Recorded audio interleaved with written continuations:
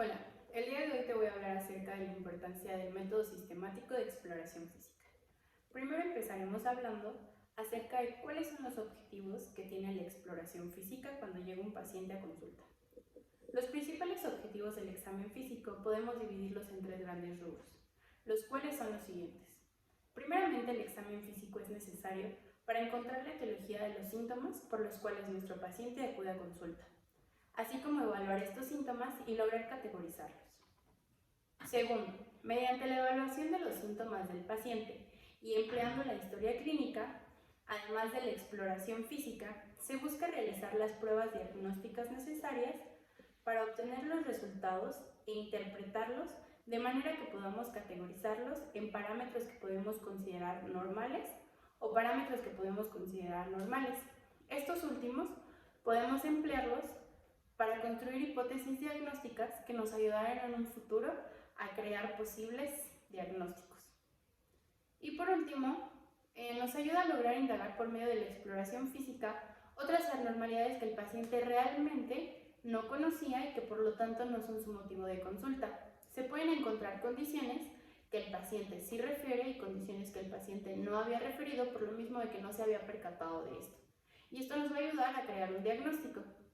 Posteriormente vamos a conocer qué valor tiene indagar al paciente no solo en el aspecto que él refiere, sino general. Es importante que se explore a un paciente no solo por los problemas que acude a consulta, sino porque se necesita brindar una atención integral en la que cada aparato y sistema sea evaluado, puesto que el registro de un mayor número de datos en muchas ocasiones ayudará a encontrar diversas afecciones que aportarán una información muy importante en la construcción de un cuadro clínico a futuro. Entonces, estos síntomas por los cuales acudió el paciente a consulta no va a ser lo único que tengamos de información disponible para crear hipótesis. Bueno, ahora tenemos que aprender qué aspectos del paciente se deben evaluar dentro de la exploración física.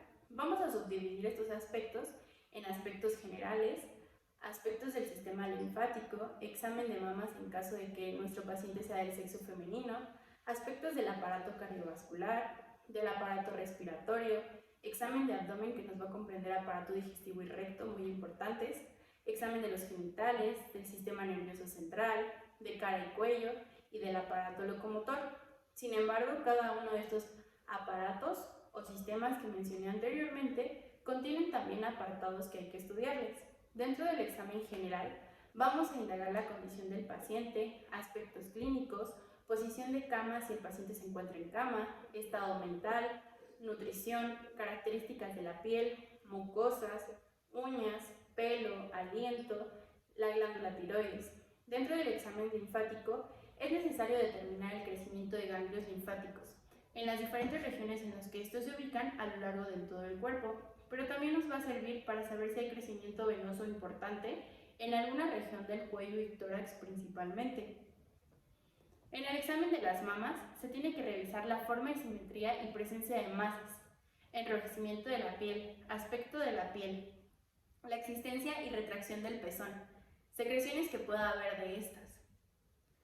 Dentro del examen del aparato cardiovascular, debemos especificar si existe la presencia o falta de aliento, la cianosis en cualquier parte del cuerpo, presencia de edema.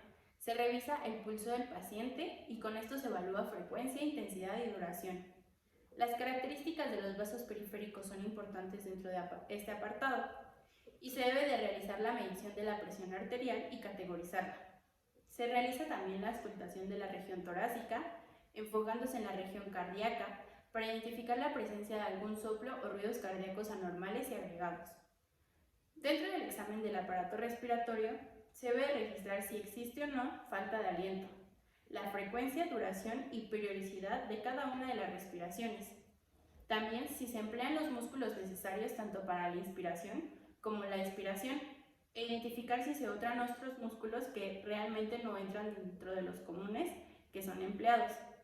Y si se tiene la oportunidad, se debe de medir la frecuencia del flujo, el volumen expiratorio y la capacidad vital forzada, pues son elementos clave en el diagnóstico de enfermedades. También si se presenta tos productiva o alguna secreción.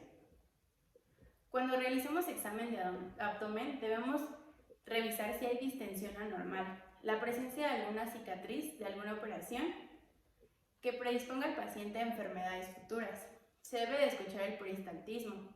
La condición en la que se encuentra el ombligo pudiera indicar la presencia de una hernia. Si las venas se encuentran distendidas o relajadas y la dirección del flujo que se presenta, es necesario también palpar cada cuadrante de nuestro abdomen de acuerdo a la anatomía para poder conocer si existe alguna sensibilidad o rigidez. Debe de palparse el hígado y el vaso. Si es posible, palpar la vesícula.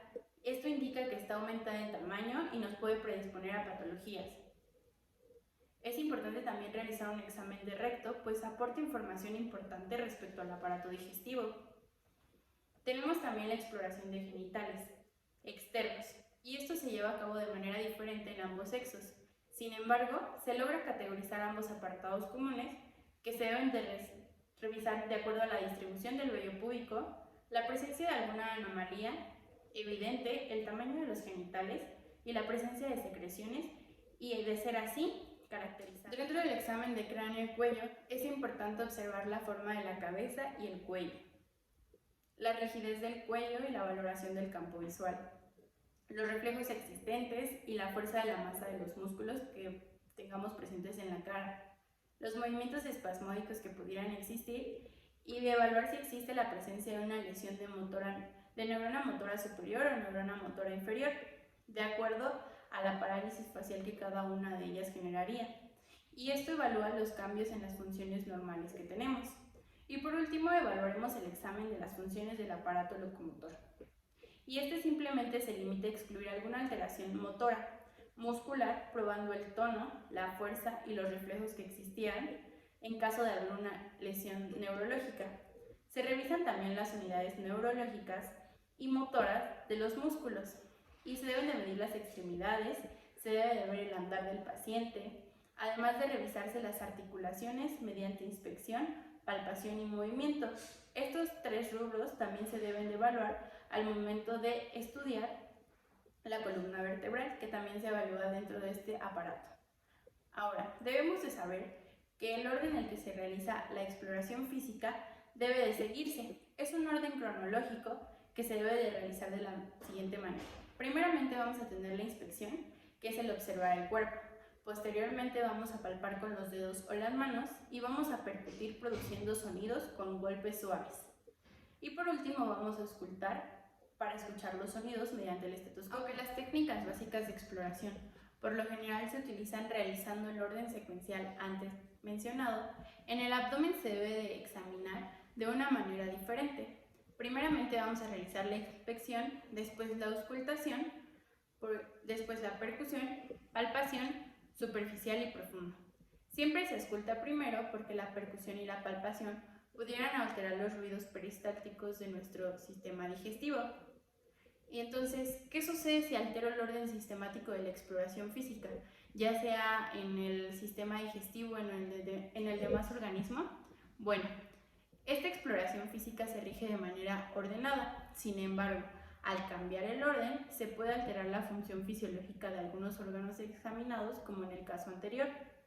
Y esto ocasiona que el médico no pueda recoger ni crear una hipótesis de los síntomas y signos que presenta el paciente. Esto lleva a que omita muchos síntomas, signos o alteraciones importantes que pudiera encontrar, lo que lleva a un mal diagnóstico y tratamiento para el paciente, con un mal desenlace para el estado de salud del mismo.